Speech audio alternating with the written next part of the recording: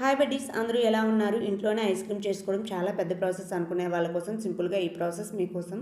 ముందుగా stove on చేసుకుని బత్తను పెట్టుకుని హాఫ్ లీటర్ వరకు అయితే పాలు వేసుకొని బాగా పొంగు వచ్చేంత వరకు బాయిల్ చేసుకోండి. పాలు బాయిల్ అయ్యేలోగా ఒక బౌల్లోకి 3 టేబుల్ స్పూన్ వరకు వెనీలా ఫ్లేవర్ కస్టర్డ్ పౌడర్ వేసుకొని ఇందులోకి కొద్దిగా పాలు వేసుకొని ఉండలు కట్టకుండా బాగా మిక్స్ చేసుకున్నాను.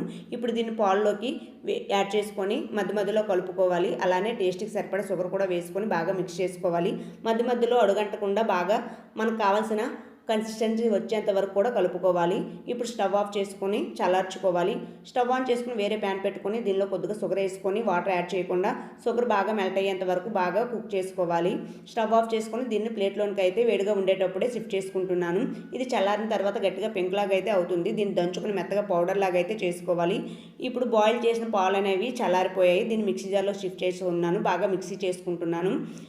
మన దగ్గర ఉన్న డ్రై ఫ్రూట్స్ కూడా చిన్న ముక్కలుగా కట్ చేసుకున్నాను. ఇప్పుడు క్లోజ్డ్ కంటైనర్లోకి దీనికి షిఫ్ట్ చేసుకొని డ్రై ఫ్రూట్స్ పౌడర్ యాడ్ చేసుకున్నాను. ట్యాప్ క్లోజ్ చేసుకుని ఓవర్ నైట్ డీప్ ఫ్రిడ్జ్లో పెట్టుకొని మార్నింగ్ ఓపెన్ చేసి చూసేసరికి టేస్టీ ఐస్ క్రీమ్ రెడీ అయిపోయింది. మీకు ఐస్ క్రీమ్లో ఏ ఫ్లేవర్ ఇష్టమో కామెంట్ చేయండి. మా వీడియోస్ మీకు నచ్చితే లైక్ చేసి సబ్స్క్రైబ్. Thanks for watching.